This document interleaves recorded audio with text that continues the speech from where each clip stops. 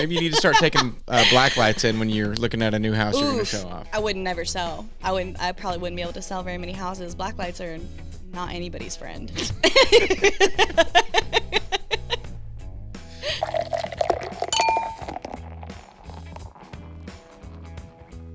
Welcome to Careers Over Beers podcast, folks. Once again, I am the host, Jesse Krause, and today I'm drinking some Dos Equis with Tabitha.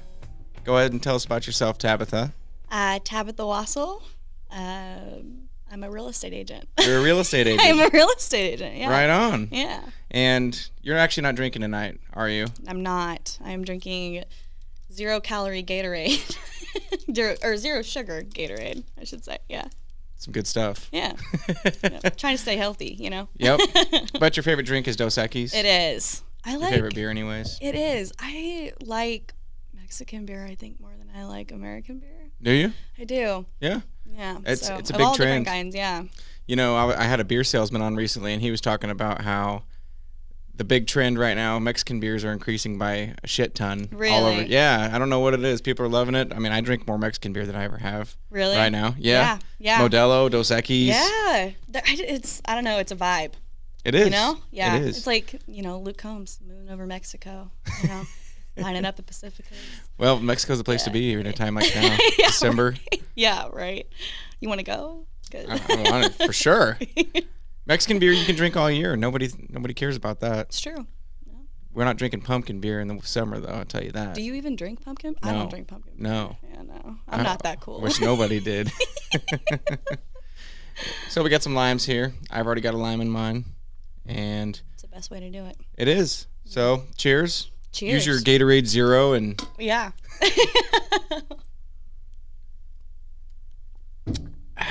That is a refreshing cerveza. I'm jelly. You want to smell it? No, that'll make it worse. Well, you're a real estate agent. Mm-hmm. How did you start doing that?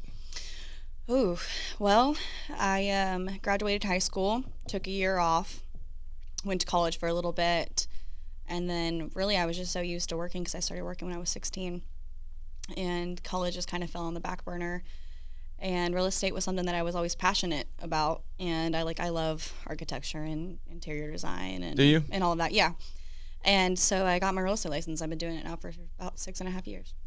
Really? 6.5 years? Almost, yeah. When you were in college, you weren't pursuing real estate, though? Nope, psychology, which I'm actually getting ready to go back to school and start pursuing that again as well, though. Is that right? Yeah. Does that mean you don't like real estate? No. I love real estate. I just feel like if I don't ever go for it, then, when I'm on my, last day, I'm going to be like... On your deathbed? Yeah, and I really wish that I would have done that. I really want to counsel kids, so... Okay. Yeah. But do you still want to be involved in real estate forever? Oh, I'll do it till the day I die. Till the day you die? Yeah. So you just liked everything about houses, the architecture, the design inside? Yeah. Are you big on doing all the colors right and getting everything exactly how you want it? Yeah. Yeah. Yeah. I love, anybody who knows me can tell you that, I'll drive through a neighborhood and I'll be like, look at the difference. See how that one has that and that one has that? How cool is it? And all the year and this, that, and the other. I don't know. I'm passionate about it. That's something you want if you're going to be a real estate agent, right? Oh, I hope that people it's a are. skill set that you need. Yeah, for sure. I like helping people too. So it's, and buying a house is arguably the biggest purchase you ever make in your life. And so. Unless you're buying a Bugatti. Yeah. Right. But I don't know anybody who does. But someday I aspire to be there someday. But yeah, I don't know. I think it's a huge monumental moment in your life, and I want to be a part of that. That's a great reason to be involved in it. Yeah. You want to help people out. Yeah. And guide them in the right direction. That's kind of what, I've talked to some real estate agents before, and they always have that same common theme of, we're looking for a place to make a home for you. Yeah. I mean, that's what it's all about, right? Yeah, 100%. What's funny is I don't know anything about that stuff, doing colors and furniture and design and all that. I'm actually buying a house here very soon. Yeah, and call me. I'll come help you. I was talking to a lady. We were out having some drinks somewhere, and she was like, "What are you gonna do for your colors?" And I'm like, "Colors? What colors? What do you mean?" I think the colors there are fine. What do you mean? Yeah, doesn't it have colors? What color are the walls? Do you know? No. No. Well, okay. Well, I know they are a color. They're not white. That's important. Yeah. Yeah. So not just sheetrock. Not just sheetrock. Okay. So I'll let you come through after, and you can help me pick out the colors. Something I never even thought about. I would love to do that. Yeah. Yeah. All right. Well, 6 years. And what was the process like? So you jumped ship out of college. You're like, screw that. You're going to go pursue real estate. Mm-hmm. So where do you even start from there? Well, so I kind of backtrack a little bit. When I stopped going to school, I worked at a dentist office full time. And I did that off and on for 5 years. And while I was doing that, during that time is when I got my real estate license. And I tried doing both at the beginning. Couldn't do both. I was too busy with real estate. And then that was my career. That was what you tried doing both jobs at the beginning? Uh-huh. Okay. And I did that twice, actually. I tried doing it the first time. Didn't work out. Wasn't at the dentist office any longer. Ended up going back. And then tried to do it again and ended up leaving again because I was just too busy. So you have to test in for it. You have to go to school. Which I actually really did. I say I do this, but really though, so a lot of people, and had I actually known, to be honest, that it was a weekend thing that you could do back then, I probably would have done that, but I didn't know. What do you mean a weekend better. Thing? So you can go to a weekend course for it. Now the testing is really hard, but I actually went to school for real estate. I did I did almost a year of school. Is that uncommon? I feel like it is, and I didn't know. Yeah. Yeah. What kind of school? Is that like a trade school? I went to Lowry School of Real Estate. It's based out of Missouri. Really? Yeah. And so, I think it taught me a lot. So, hope so. I was great. Yeah, right. I was grateful for it, but quicker. Obviously, I probably could have done it differently had I known better. And then I actually got, before I was even finished with getting my licensing yet, I had gotten recruited by a big name team in town. And so I was already planning where I was going to go when I got done with school and finished classes you have to take. Let's see, I think there used to be 2 tests, and maybe now there's 3. But the testing, there's a state test, and then, God, it's been so long since I've done that. But and then there's just a ethics test, and just the basic. So there's 2 or 3 tests to get your license, and they're pretty hard tests. Do you have a certain amount of time to take it in?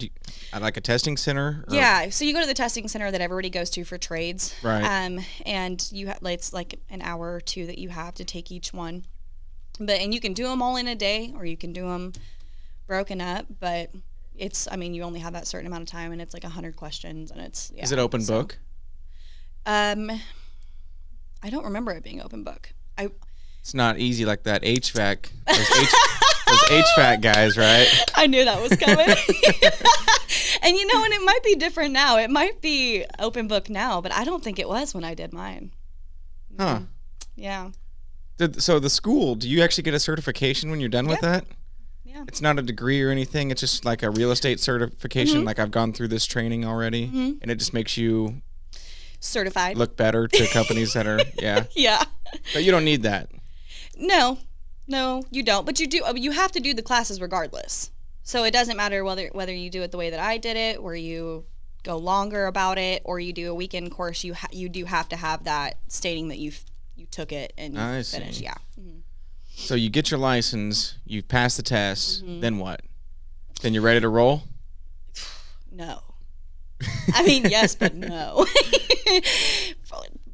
The most important thing about being a real estate agent is, to be honest, it's and this is going to probably sound like a stupid analogy, but the first years of a kid's development are the most important, you know?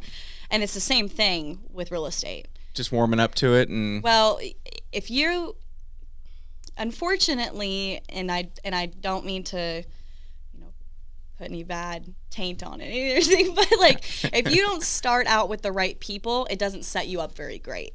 So in your first couple of years, it's hard. It is. It's hard. If you do really well in your first 2 years of real estate, you're gonna kill it. Kudos. That's amazing. Honestly, it's because no one knows you. No one knows you're a real estate agent.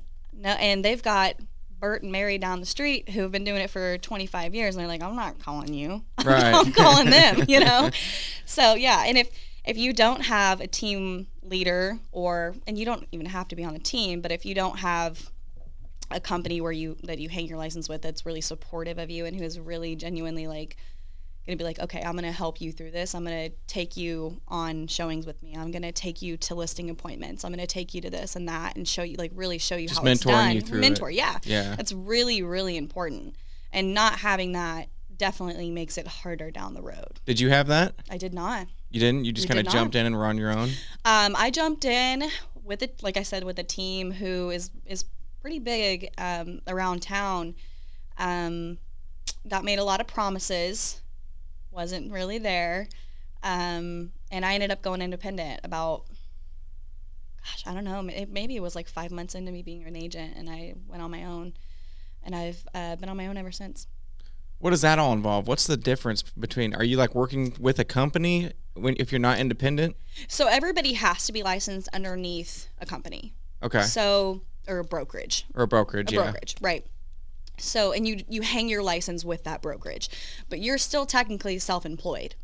So, and it depends on the state that you're in too. Like Kansas is not a brokerage state, and so you have to hang your license with someone who has a broker's license. In other states, like in North Carolina, it's a broker's state, and so anybody can be a broker. So you can have your own company. You don't have to. You do have to, pay the extra money and do the extra school and stuff. But anybody can do it, and you don't have to be a big firm to do it. But in Kansas, you have to hang your license with someone. And then you have the option at most places to either be independent or to join a team. And that team then has a team leader, and they do things how they want to do things. And then if you're independent, you do things how you see. Okay. So, yeah. Screw that team bullshit. It's beneficial actually to a lot of people. A lot of people, I mean, honestly, have done really well in it, and great for them. I think their mentors they're real mentors. Well, when you look at like when you're in school, there's kids obviously that do great in teams together, and there's other ones that are just like, let me grind up by myself. Mm-hmm. Is that kind of the same dynamic there? Like if you're working with a team, you need to be a team player basically. Oh, 100%. And you're probably gonna pay a little bit more to your team lead. I mean, because there's fees everywhere in real estate.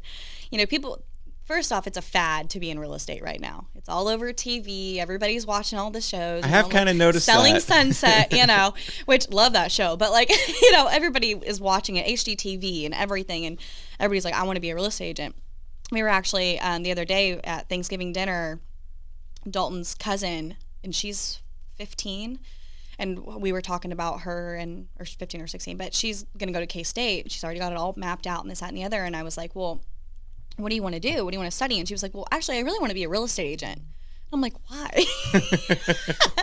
At 15. And she was like, well, my mom and I really like HGTV and like all this stuff. And I'm like, it's not what that is at all. I promise you. TV is always a accurate portrayal of what the real world is like. It's not real. Yeah. And it is. It's such a fad right now for everybody to want to be a real estate agent. And it's actually not great for me or anybody else that's a real estate agent. It actually sucks. It does.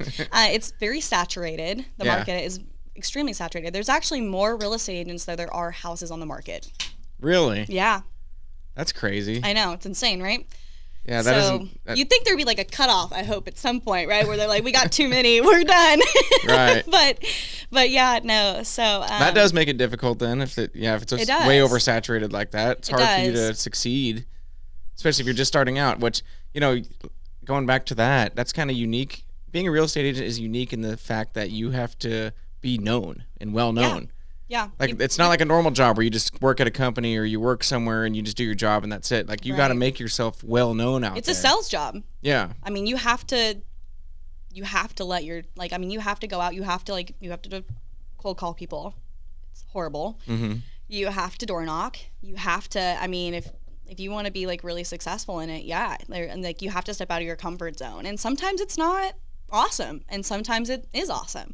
And a lot of people too look at real estate agents and they go, oh my God, you're a real estate agent, you must make so much money, because you get this one paycheck. And let's say you make you sell and your transaction and you get, $4,000. Uh-huh. People look at that and they go, oh my God, that's so much money. You just made that in one day. And it's like, well, but you have to stop and look at it as I've been working with this client for 3 months. So really I got paid $4,000 for 3 months of work. Right. So unless you have 4 or 5 clients that you're steadily working, you're really not like what people think you're probably doing. You know what I mean? For sure. Yeah. So what does your normal workflow look like? Do you constantly have somebody you're working with and try to juggle multiple people at once? Sometimes. So there's ebbs and flows to all of it. There are months where it's definitely like that. And then there's other months where it's no problem. Crickets. There's months where you'll go and you won't have clients. Yeah.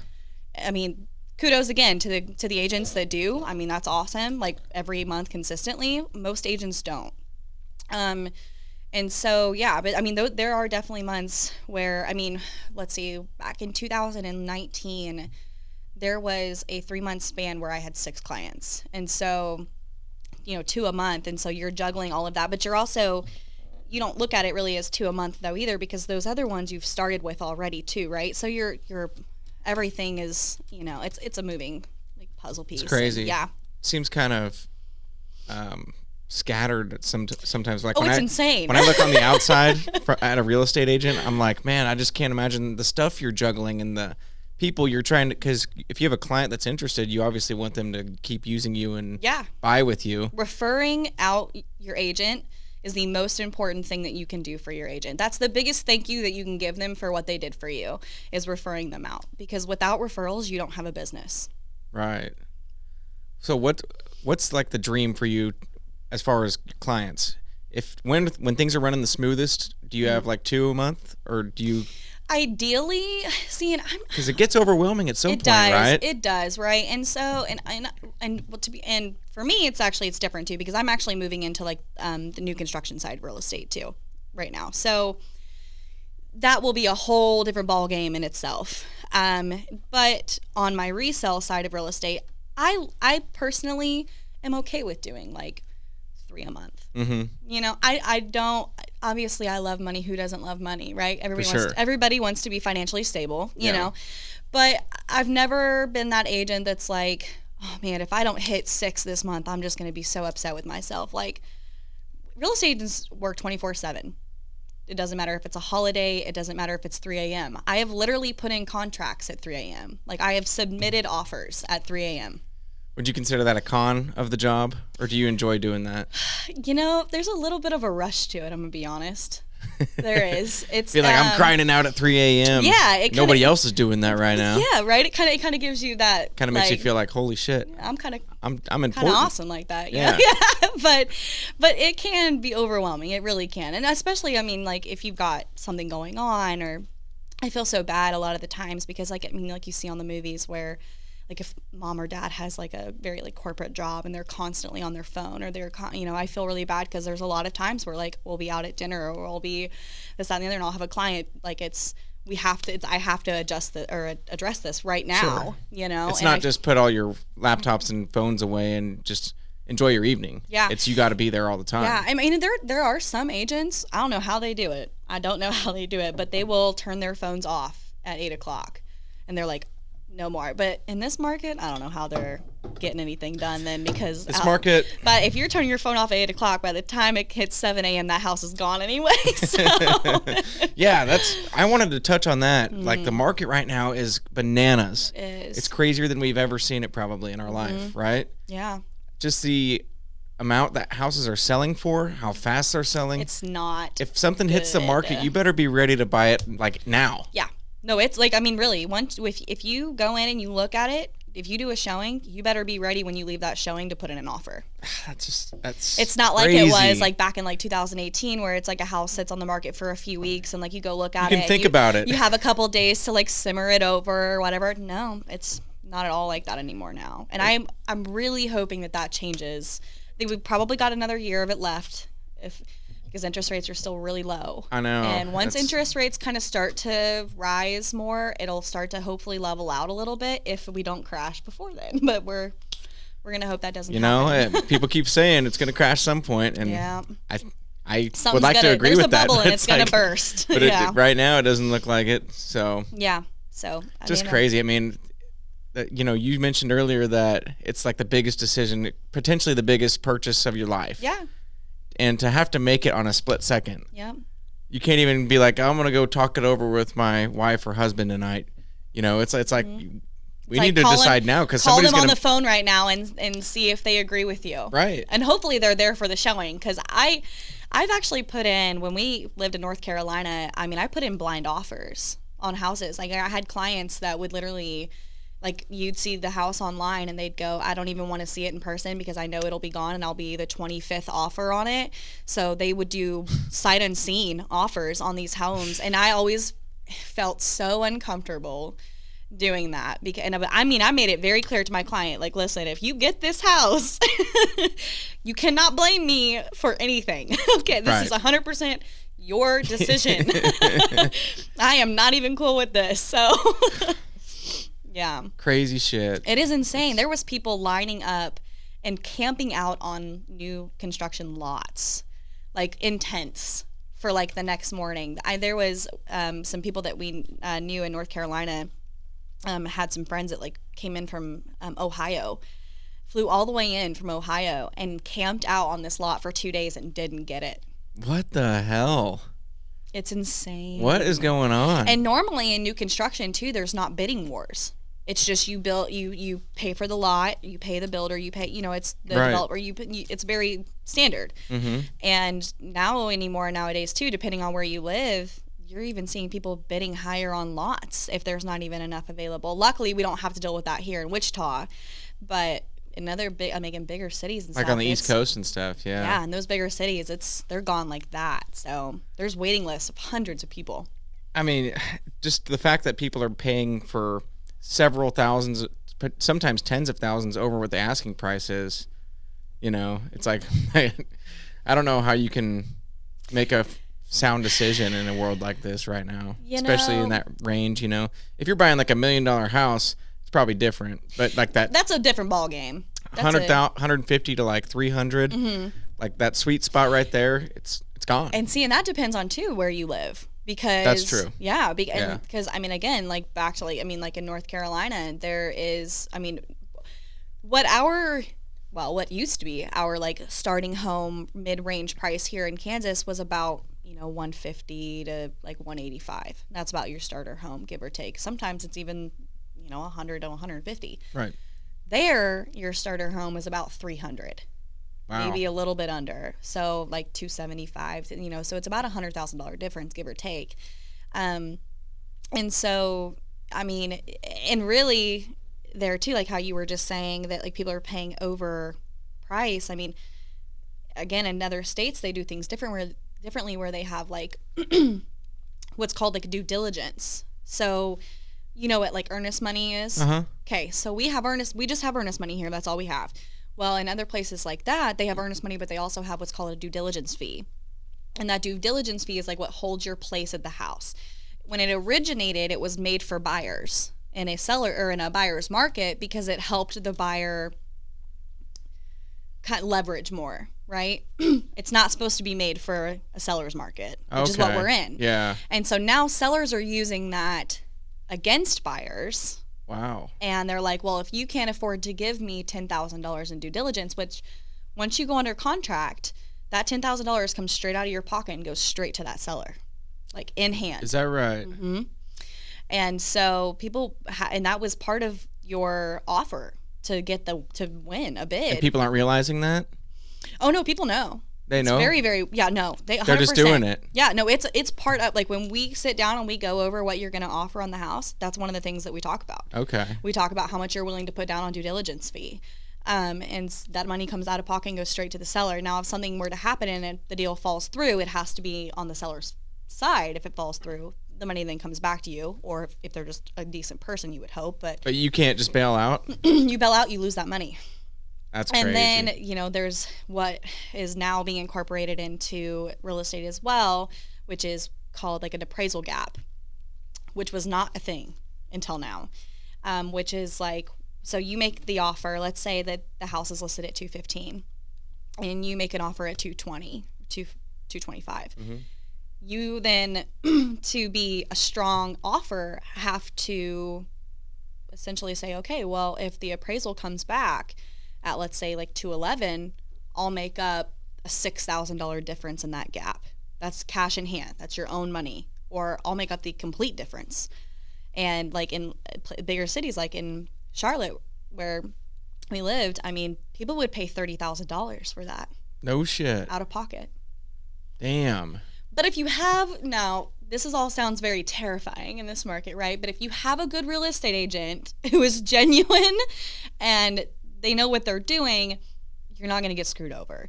And I say that because even though houses are selling for more than they were worth 2 years ago, it's not going to backtrack. It's not going to change. We are where we are now, and it's going to be that way. And so, and let's say that like the market does crash, right? And that's no good for anybody, but at least you have that home now, right? And you got it with a very, very low interest rate, where back then it was, I mean, yes, that was 8% interest rates, 9%, and right now, I mean, you can get a 2.5 interest rate. Crazy. It's crazy. My dad said he remembers buying a house in 99 or 2000, and I think his interest rate was like 8%, and he thought he had won the lottery with that. He was like, that was crazy. So seeing these interest rates under 3% right now, it's like, holy shit. Yeah.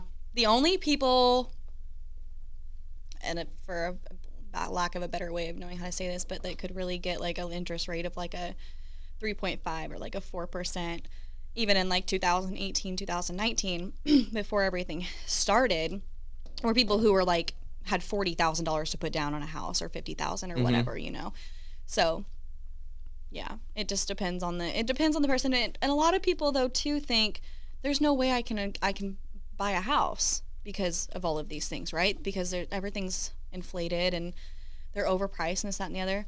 I promise you, there are ways. There are programs, and there are so many things that you can do for your credit. And to be honest, depending on the lender, a lot of lenders will do you a lot of favors. You got some tricks up your sleeve? Yes, I do. You can lead people in the right direction? I do it often. Yeah. How can you take my credit score from 500 to 900? I have people that I work with, but I don't know about that high. You might have to pay some money for that one.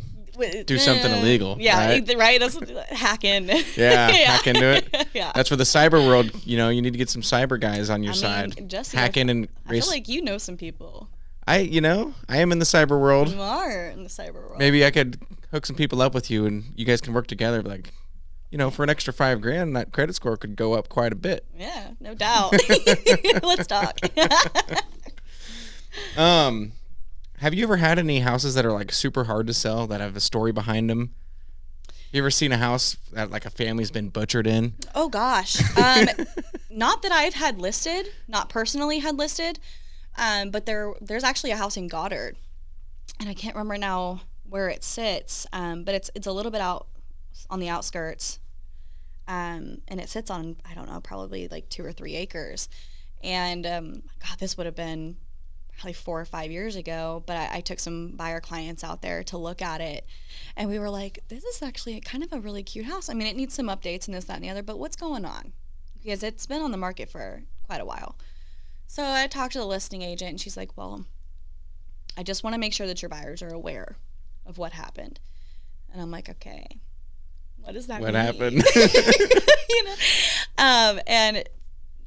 And some guys broke into the house and killed the family with a shotgun, actually. Really? Yeah. And then it went on the market, and I don't know why they didn't just like burn it to the ground. I was not expecting like a real answer to the family being butchered thing. Yeah. I mean, they weren't butchered, I guess. And that was in Goddard, Kansas, so. Killed the whole family. Killed the whole family. Wow. Yeah. See, that's why I keep these questions in this podcast, because sometimes it's like, that really did happen. Yeah, crazy stuff, yeah. So did it sell? I think it did. Honestly, I think it did. But I want to say that the person who bought it probably tore it down, because like I said, it sat on some land, and so I think they probably tore it down and said, we're going to start fresh. But even I feel like that land is tainted. Like, well, some people wouldn't step foot on that property, but then you have other people that are like, I don't give a shit what happened. I didn't know before I did. My mistake, right? So. Would you live in a house where a family was killed? No. No? No, that's bad juju. Some people would. They would, and that's cool for them, but I'm not about that life. Not about it? No. You could turn it into a museum. No? No. All right. I can't think of a much worse scenario for trying to sell a house than like a family being murdered. Oh, yeah. My clients were immediately like, no, we're good. Have you had any other houses that have had things in them or things happen or just something about it that just makes it hard to sell? You see some wild stuff sometimes. You do. For example, just a few days ago, I was showing a buyer a house that here on the west side of Wichita, and list price was list to sell. Like it said specifically on there, like it's a fixer upper. Like, be prepared. Okay, cool, whatever, not a problem. We go in, and it's a fairly nice house. It does need some work. Upstairs is, your basic kind of layout, not terrible. It's okay. Right. Well, you get down in the basement, and I don't know what happened in this basement, but There's it's chains like, on the walls. No, there's walls everywhere. Walls everywhere. Walls everywhere. Like a maze? Yeah. So there was you came down, and there was like a very short hallway kind of this way that had almost like a closet type bedroom coming off the side of it that didn't even have a door. Like the doorway was like a very wide door, but you could tell it was like they had kids that had stayed in there.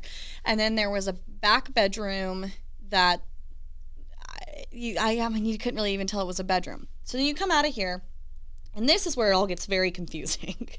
So you hit this hallway, and you come down, and there's like another hallway kind of that goes this way into this big open room that had so much water damage. And the ceiling, it was a drop down ceiling, but it was like a double drop ceiling, and it was falling from the ceiling, and you could see outside from it. And then you go through there, and there was like a utility room, but it was really weird. And then so you came back out, and then there was another room, and then off that room was a really large bathroom that didn't really need to be large. Like it was just a very small bathtub and a toilet and a little tiny sink that were in there, and the bathroom was probably the size of this room. Weird. Creepy, right? Do you think there were some weird things that happened in there, or I'm like, well, I mean, was it just a weird dude that designed it? Well, I feel like things had to have been added over the years, but you almost wonder, the optimism side of me goes, well, maybe they fostered kids, and maybe they just didn't have the room, and so they just kind of put up rooms wherever they could, or whatever. Maybe they're a big fan of walls everywhere. Maybe they like a good maze. We were totally confused, but maybe they like to take a shit in a big hollow room. Yeah. Right? Like the echo. Hear the splash? But yeah, no, I mean, and you see kind of like crazy stuff like that all the time. There was a few years ago, I showed a house out like towards like Park City, and I swear this house was built for midgets. Love midgets, nothing against them, but right. Every doorway was extremely small. Really? The sinks were all very short, toilets were all very short, countertops very short. What about the doorways? Yeah. Like a Hobbit house. Kind of, yeah. And then there was like a really cool loft area that they had redid, that they had kind of like built in like a bathroom and a bedroom off of, like in an attic area. And getting up there was like kind of real hard. But once you got up there, it was like, oh my God, I think this really was like built for like little people. That's cool. Yeah. So, I mean, but that's hard to sell for a big person, right? So, it's true. So, yeah, I mean, I've seen some pretty wild things. You only have a small percentage of people out there that would be interested in something like that. Yeah, right? But it's cool, Hobbit houses are cool. Right? Yeah. I've always wanted to go down and see the Shire where the hobbits lived. Where is that exactly? I wonder if they have real estate agents down there. Do you think? I bet they do. Right. There's real estate agents everywhere. Yeah. So on the mountaintops. So when you're in a weird house like that with all the walls and everything, do you have to like basically play that off as a real estate agent? Are you like, oh, this is wonderful? Like no. No. And maybe this is just me. I don't know if maybe I'm different than other real estate agents, but I'm very blunt with my clients. I'm very open and honest. And I mean, if I see the look on their face and their face is like, what the fuck is this? What like, yeah, what's going on? I'm like, let's just Come on. It's okay. We don't have to finish. It's all right, you know? But I will tell you, like, to any of, like, the new real estate agents out there, do not have conversations in the house about how you don't like it. If you do not like it, wait until you go outside. Why or is if you that? have any cons, okay? Because a lot of people nowadays are starting to put up microphones and cameras. What? For showings. Yeah. Homeowners are putting up mics and stuff in the house? They want to hear what people's thoughts are. Yeah. They Really? want to make sure none of their stuff is like stolen. And I mean, it's just, yeah. And so yeah, I mean, that's a Be careful. little tip. Be careful. Yeah. I mean, because too, if you end up deciding, well, you know, maybe we didn't really need that second garage, or maybe that hole in the wall, it's okay, we can deal with it. And you make an offer.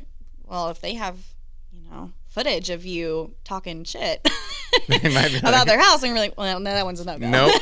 That's a good point. Yeah. You don't want to walk in there and go, what kind of freak lived in here? Yeah. Right? Yeah. The guy's listening, he comes out of or lives here. Kinda. I got a good one for you. Speaking of some things that you would hope not to see in a house, though. I showed a house a couple weeks ago, and the bed that they had in their master, which was a very small room, but was massive. It was a massive bed. And like the wood was, you know, this thick on either side, and the bed itself was just huge. Like, it set up like this high off the ground. Like, I was joking, like saying, like, if I rolled over in this thing, I'd get a concussion falling out of it. Like, it was massive. But I'm talking to my clients, though, and as I'm talking, you know, they're standing in front of me, and I'm standing like this, and my hand's on the bed, and I'm like, guys, but your bed is not this big. So when you're thinking about the size of the room, take this out of the equation, right? Because it's not going to look like this. Pretend like it's not there. Right. And I look down to move my hand, and there's some dry Really? on the bed that I had just been Where your hand was. tickling on on the bed, and I'm obviously like super grossed out at that point. And my clients, luckily good friends of mine, but were like, yo. Whoa. You might want to check that before you show your house. Yeah, right? Unless like, it came from your hand. clean your sheets. Didn't come from my hand, no. Okay. No. Well, if it was dried, then probably not. Oh, no, it was crusty. It was real crusty. Wow. And there was a good little amount of it. Dang. Super So cool. that guy was saving up. Don't know how I missed it. A girl lives there by herself. Oh. Good for homegirl. I mean, but She wanted one last dance before she sold it. she probably had multiple last dances. That's what it looked like. Yeah, that's not something that normally happens on most other jobs. I feel like that's something that would only happen to me, though, too. Like, Did you wash your hands after that? oh, God. I was like, my keychain has hand sanitizer. I was like, immediately. Maybe you need to start taking Blacklights in when you're looking at a new house you're going to show off. I would never sell. I probably wouldn't be able to sell very many houses. Blacklights are not anybody's friend. Well, you would think it'd be For all safest. kinds of reasons, even like dry skin. Like, you know the amount of skin you lose when you sleep in your bed? That's probably not something you should mention to a client. No. Like, imagine all the skin in this room right now. They say a lot of dust is skin. Yeah, it is. Well, that's the majority of where it comes from. Yeah, it's dead skin. Yeah, I would refrain from calling it skin and just say it's dust. See, but that's why I can't use Blacklight. Very true. Yeah. Man, well, that had to have been a day. It made for a good story, so. That's true. It's okay. I survived. And I'm happy for homegirl, you know. So. Yeah, very true. What's the most important room in a house? Kitchen. Kitchen? Yeah. Why do you say that? I Because it's the heart of the home.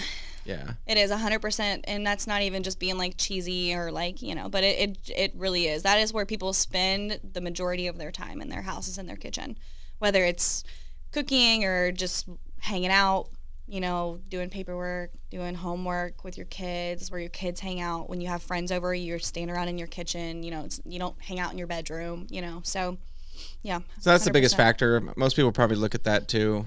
That's one of the biggest factors in a Yeah. house is the kitchen. Yeah. And everything's going to that open design now too, right? Where the kitchen is visible from the living room, or they're conjoined. Yeah, that's a really big fad right now. Has been for quite a few years now, actually, probably like 3 or 4 years. But I'm starting to find more people though that I think are starting to kind of get over that fad. I've had some clients that are like, to be honest, I really don't want my kitchen wide open to my living room. Like, if my kitchen's a little messy and I have people over and we're just kind of just hanging out on the couch watching TV or whatever, I don't want to have to worry about dealing with that before people get here and things like that. And I've always been the kind of person who doesn't like a completely open concept. I love formal dining rooms, and those are closed off. That's old school. It's old school, but there's something about a formal dining room to me that's just very traditional, and I like that vibe.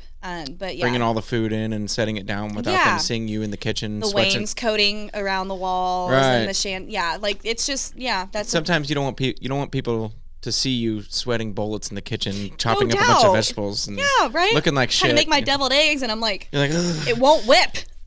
Panicking. It's taking forever. Got some tears in your eyes from the onion you chopped. Yeah. I get it. I mean, that's why they used to do that back in the day. The kitchen was like you didn't go in there. You did right. Unless you were like way back in the day. Unless you were a butler. Unless you were a butler or you were working in the kitchen. Yep. The guest did not see that room. Correct. Which, there's pros and cons to both. Yeah. Everybody seems to be going to the open one now. Which is fine. I mean, there are layouts that are beautiful with open concept. And if you do it right, it can be great. But I do think that some concepts are starting to get a little too open. It's just one. For me, if it's just one, this is just my own personal preference. Any of my, potential buyers out there, whatever, your sellers. If you have an open concept, I'm not hating. My personal opinion is that I don't like the big, wide open, just one room where it's like the entire thing is one room. It's almost like a museum, right? Like you walk in and you just can see everything, and and it almost echoes, and it just doesn't feel super homey. And you have to, if you have some good design and you can kind of bring that all in and kind of hone it all together, then that's great. But if you're kind of a minimalist and you really don't have a whole lot of stuff, then it just kind of feels cold. I can see that for sure, because I've seen it done both ways as well. I've seen ones that look fantastic that are totally open. Yeah. Like the entire house except for the bedrooms, But then I know exactly what you're saying. On the other hand, where you walk in and you're like, it's like a big warehouse or something, Yeah. I'm getting like a warehouse vibe out of this. The barn dominiums are becoming very popular, and I think if they're done right, they're awesome. But that's kind of like some of those are, you walk in and you're like, hello. Like that bathroom. Yeah. Like the bathroom in the other one. Like the bathroom, yeah. Is barn dominium the correct term? Yeah, I think so. If I'm saying Shouse. I've heard it being called a shouse too. Well, I hear barnuminium a lot more often than I hear shouse. That sounds official. Shouse is like a shouse. I think of like a shed house. Shed house. I feel like something small when I think of that. A shed house. Barnuminium, I think of something very large and grand and very open. Yeah, those are cool. I've seen some really cool ones on the internet. Yeah, they can be done very well. Yeah. Yeah. Is there anything that people overlook all the time that you see when you're trying to sell a home that they should be more interested in or paying attention to more? Do not fall for paint and staging. Now, I say that with a grain of salt. Staging is very important. Staging can do wonders. What do you mean by staging? So if you have a listing and if it's not lived in, if it's vacant, and you don't stage it, or even really sometimes if it's still lived in, but they need to declutter a little bit to make it feel more open to the buyers, and a little less personal to them, then staging is extremely important.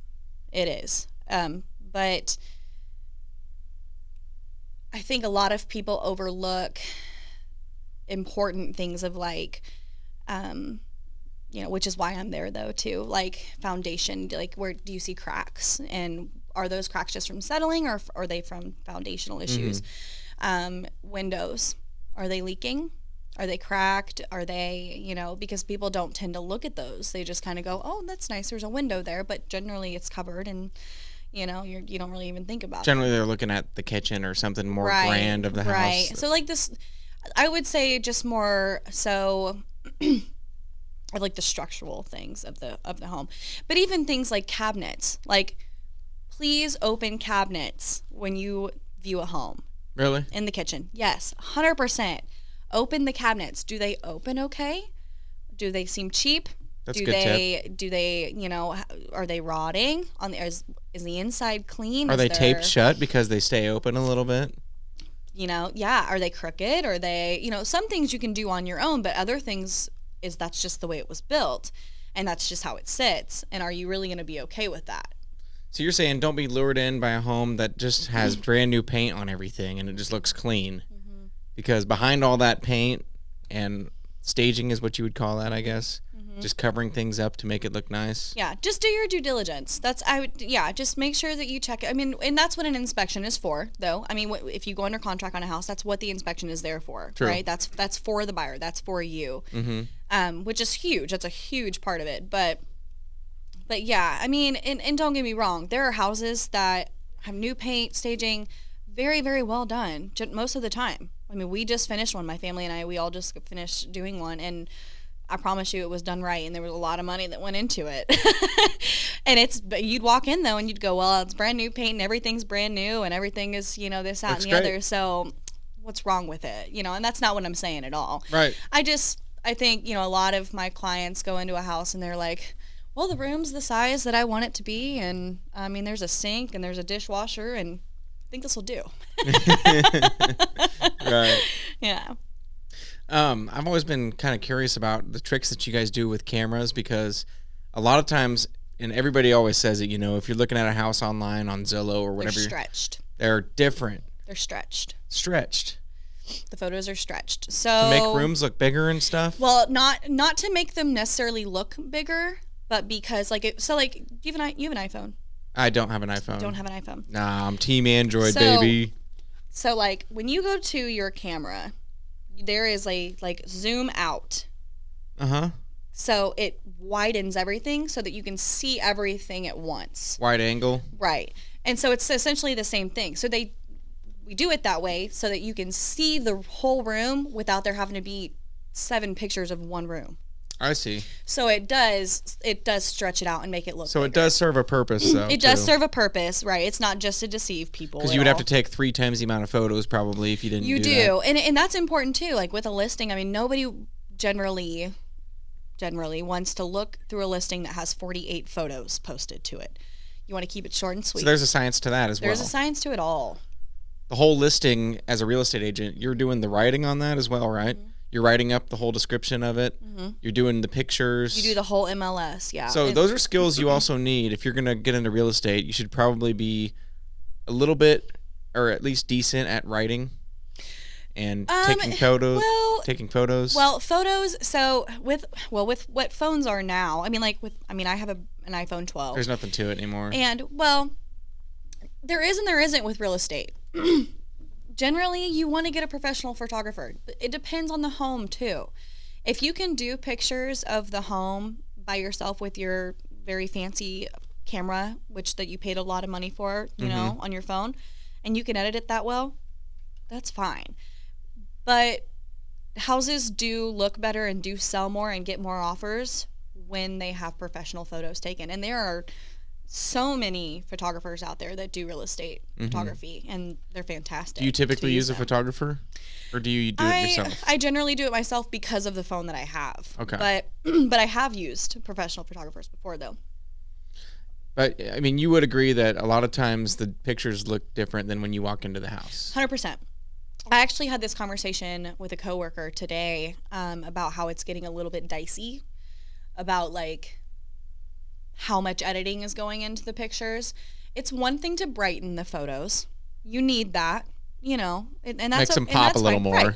You need to be able to see the contrast in the room and make it and it needs to feel homey. It needs to feel welcome.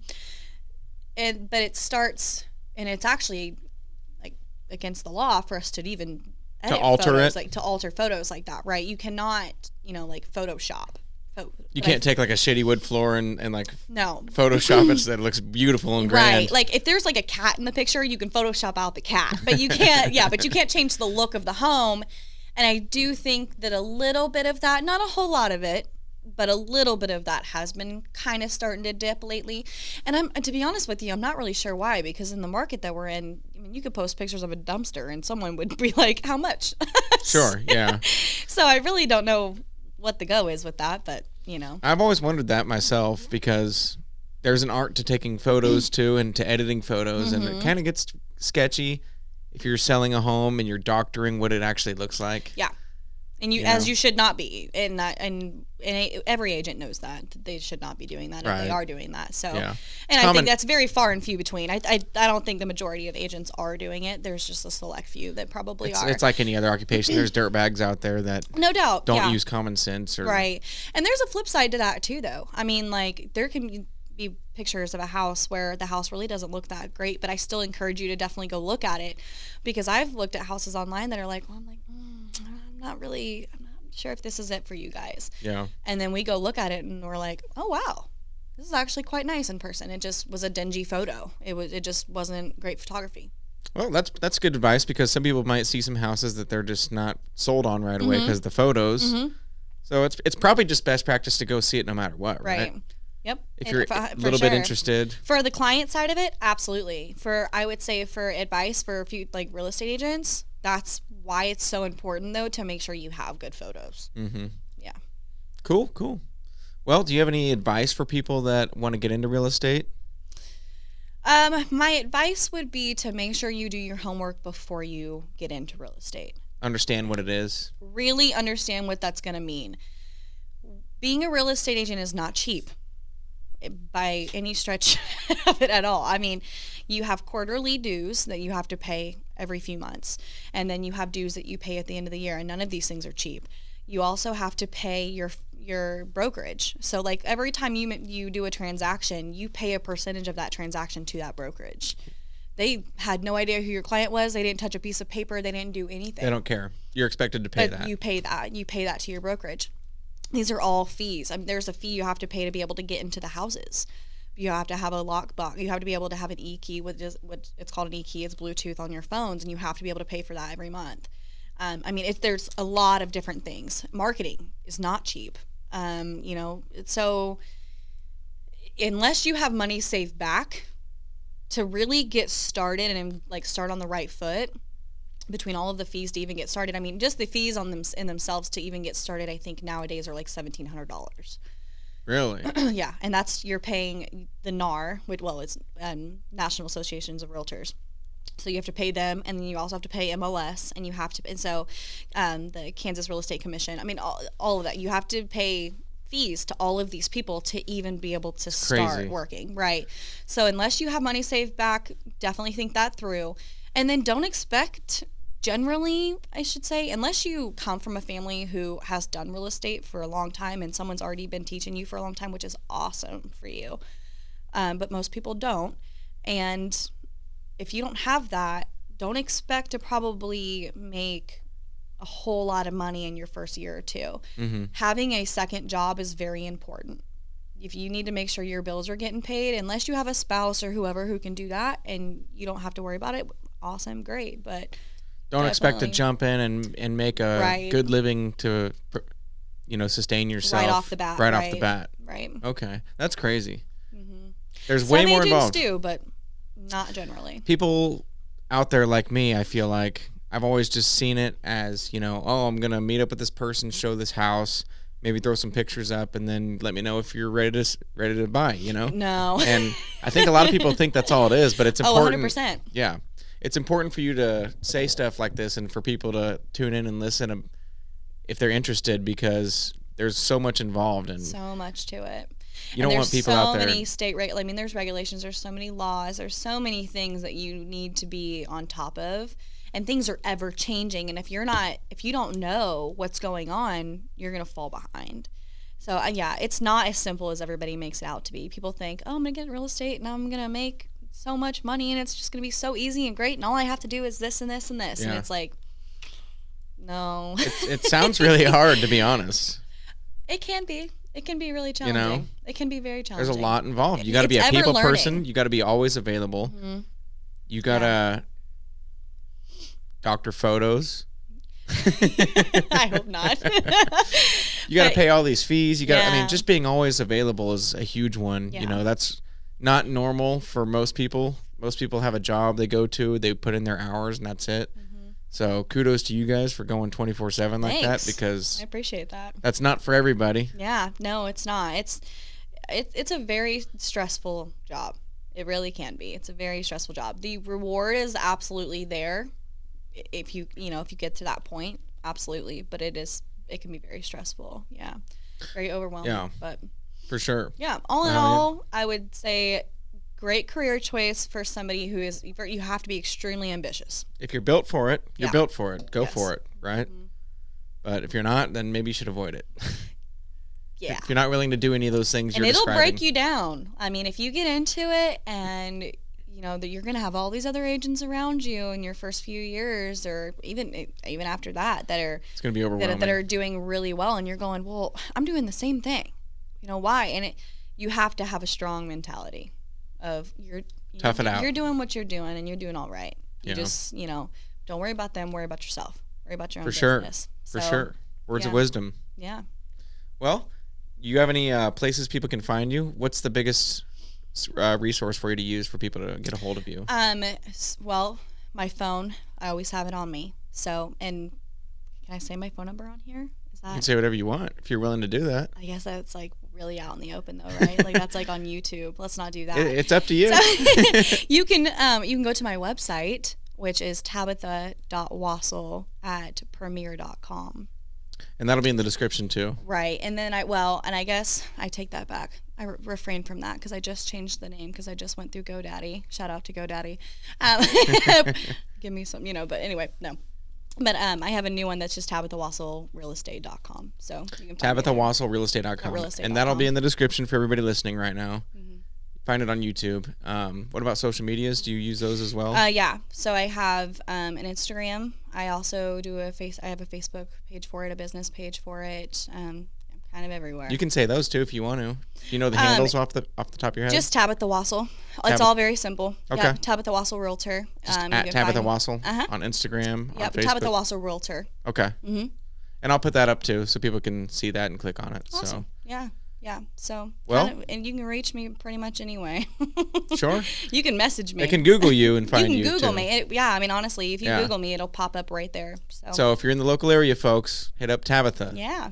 Hell yeah. I'd love to help. Any last words? No, I think I'm okay. Okay. Well, sorry you couldn't enjoy Dos Equis with me. I know. You've down like 3 over here, and I'm like, oh, some say it's man. a problem. Well, I don't think it's. I feel like I would have down the other 3. So. I know. Normally it's 3 and 3. Me, So now I got to drink those after. That sucks. Oh no. I know. Bummer. Shucks. Hate bringing work home with me. All right, Tabitha. Thanks for coming on. Thanks for the conversation. Yeah. Appreciate it. Thanks for being available all the time. Thanks for having me. Yeah. Good luck to you, and cheers. Cheers.